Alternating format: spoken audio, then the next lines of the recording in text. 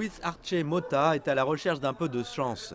Un de ses restaurants a été récemment cambriolé, mais c'est la recrudescence des cas de Covid-19 qui a vraiment fait plonger ses affaires. La semaine de Noël, nous avons perdu 60% de notre activité. La semaine du Nouvel An, c'était presque pareil. La première semaine de janvier, nous sommes descendus jusqu'à 70%. Conséquence, il a dû réduire la masse salariale en diminuant les équipes du personnel et en réduisant les heures d'ouverture du restaurant. Le timing de cette vague d'infection a été particulièrement difficile pour les restaurants de la ville. Au début de la pandémie, les repas en plein air ont été une bouée de sauvetage pour plus de 12 000 restaurants de la ville, lorsque les restrictions de capacité à l'intérieur étaient en place. Ces limitations ont été remplacées par une obligation de vaccination à l'intérieur, mais les structures de restauration en plein air sont demeurées ouvertes. Mais offrir aux clients une expérience agréable peut être difficile pendant les mois d'hiver. S'il fait 20 degrés le soir, nous n'allons pas ouvrir la section et nous devrons juste subir les vertes.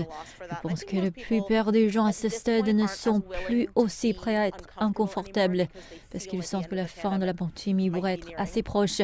Donc ils préfèrent rester assis ou commander des plats emportés de toute façon. Le maire de New York, Eric Adams, a rejoint d'autres dirigeants de villes à travers les États-Unis pour demander au gouvernement fédéral de réapprovisionner le fonds de revitalisation des restaurants, créé pour aider les bars et les restaurants touchés par la pandémie.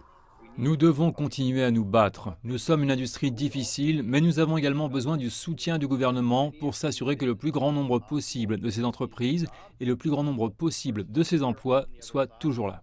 Le restaurant clé a précédemment manqué de recevoir de l'argent du fonds de revitalisation des restaurants et ses opérateurs ne sont pas optimistes quant à la volonté de Washington de fournir plus de soutien financier. Au lieu de s'y attendre, ils espèrent qu'une baisse des cas de coronavirus et un temps plus chaud dans les mois à venir offriront des perspectives plus acceptables pour l'industrie.